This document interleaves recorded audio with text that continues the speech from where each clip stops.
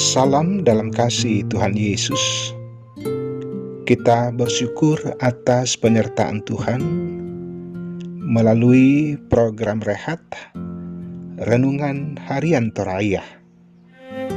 Kita dipertemukan di hari ini 1 September 2022.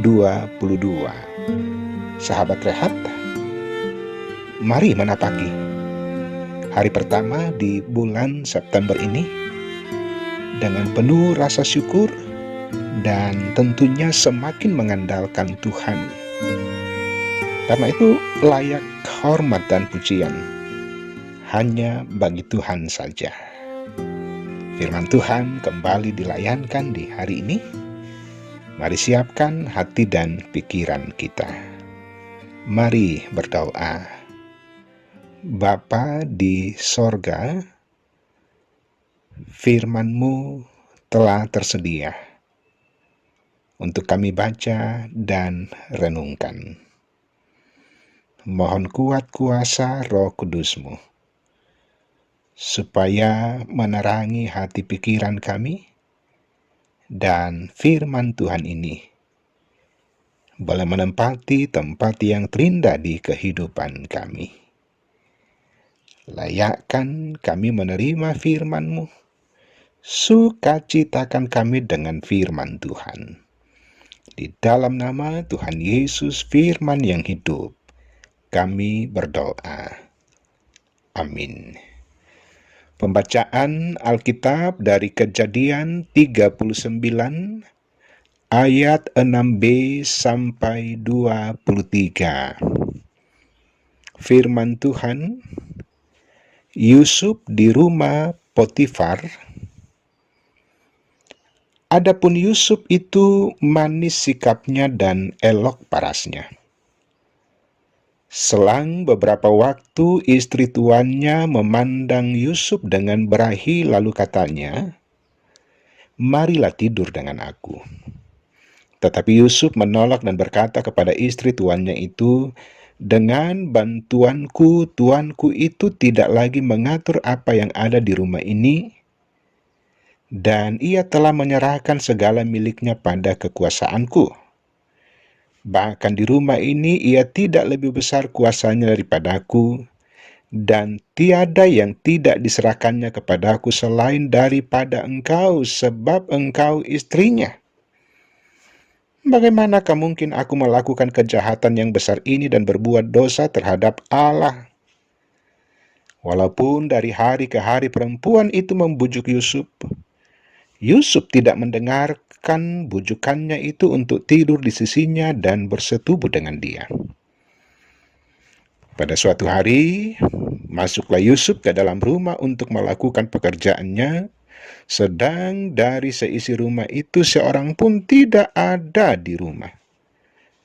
Lalu perempuan itu memegang baju Yusuf sambil berkata, "Marilah tidur dengan aku." Tetapi Yusuf meninggalkan bajunya di tangan perempuan itu dan lari keluar.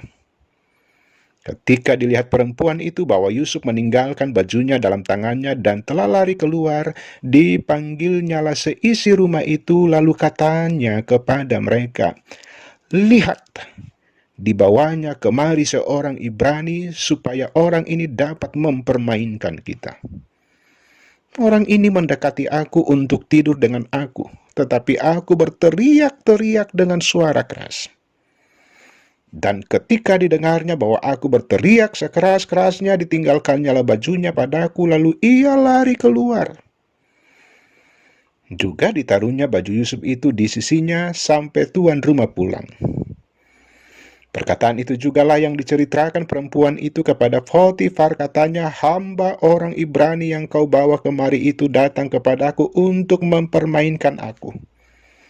Tetapi ketika aku berteriak sekeras-kerasnya, tinggalkannya bajunya padaku, lalu ia lari keluar." Baru saja didengar oleh tuannya perkataan yang diceritakan istrinya kepadanya. "Begini begitulah aku diperlakukan oleh hambamu itu," maka bangkitlah amarahnya. Lalu Yusuf ditangkap oleh tuannya dan dimasukkan ke dalam penjara, tempat tahanan-tahanan raja dikurung. Demikianlah Yusuf dipenjarakan di sana. Tetapi Tuhan menyertai Yusuf dan melimpahkan kasih setianya kepadanya dan membuat Yusuf kesayangan bagi kepala penjara itu. Sebab itu kepala penjara mempercayakan semua tahanan dalam penjara itu kepada Yusuf dan segala pekerjaan yang harus dilakukan di situ. Dialah yang mengurusnya. Dan kepala penjara tidak mencampuri segala yang dipercayakannya kepada Yusuf, karena Tuhan menyertai dia, dan apa yang dikerjakannya dibuat Tuhan berhasil. Amin. Tema rehat di hari ini, tetapi Tuhan menyertaimu. Sahabat rehat, salah satu bagian yang sangat mengesankan dalam kisah Yusuf adalah episode tentang luputnya Yusuf dari godaan hawa nafsu.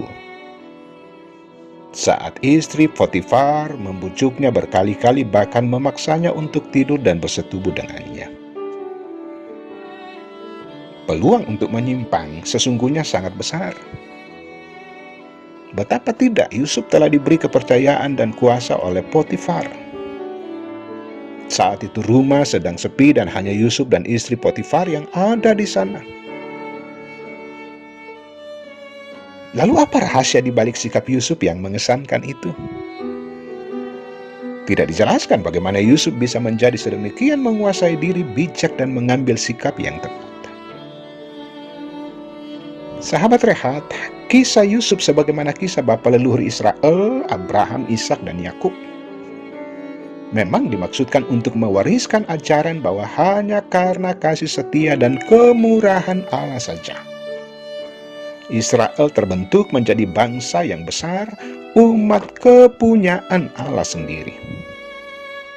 Berulang-ulang para leluhur Israel jatuh dalam ketidaksetiaan kepada Allah, tetapi demi janjinya Allah yang setia terus menyatakan kasih dan penyertaannya, sehingga mereka berhasil dan disenangi. Ia nyaris jatuh, tetapi kasih Tuhan membuatnya bisa hidup dalam pengendalian diri. Sahabat rehat, rupanya Tuhan sedang membentuknya menjadi pribadi yang dipersiapkan untuk menjadi berkat bagi Mesir dan menjadi pemimpin besar yang dengannya Tuhan memelihara kelangsungan hidup keturunan Yakub, sebagaimana dimimpikan Yusuf sebelumnya. Ia terancam putus asa dalam derita sampai di penjara tanpa kesalahan, tetapi Tuhan menyertainya. Lalu ia menjadi kesayangan kepala penjara. Ia dilatih untuk tidak mabuk kekuasaan sehingga tidak jatuh dalam pelukan wanita penggoda. Karena itu, sahabat rehat, sadarilah penyertaan Tuhan.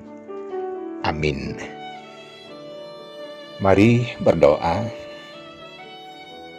Syukur bagimu Tuhan di hari ini, hari pertama di bulan September. Kuasa kasih dan pemeliharaan Tuhan terus-menerus kami alami dan rasakan.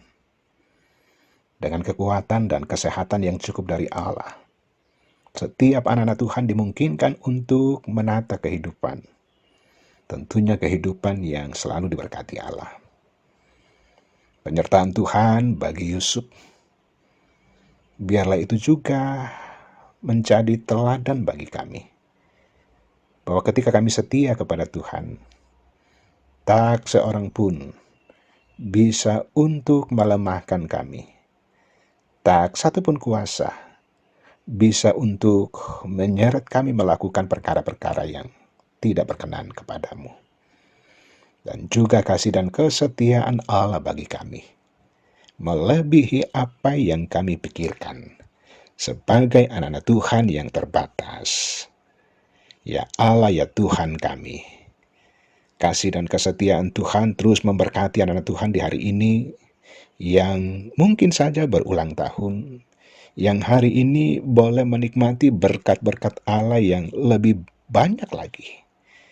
Yang sakit Tuhan jamah dan sehatkan, yang bergumul Tuhan selalu berikan jalan keluar, bahkan yang berduka Tuhan hiburkan. Bahwa sungguh-sungguh seluruh kehidupan kami dijamin di dalam kuasa dan pemeliharaan Tuhan. Bapa di sorga, terpujilah Engkau. Biarlah setiap anak-anak Tuhan di hari ini dengan penuh sukacita kembali ke dalam rutinitas, kembali ke dalam pekerjaan masing-masing. Dan di sepanjang hari ini, Tuhan sajalah yang bertahta di kehidupan kami. Ampuni segala dosa keterbatasan kami di dalam nama Tuhan Yesus. Amin. Sahabat Rehat, demikian sapaan firman Tuhan di hari ini. Maju terus di dalam Tuhan.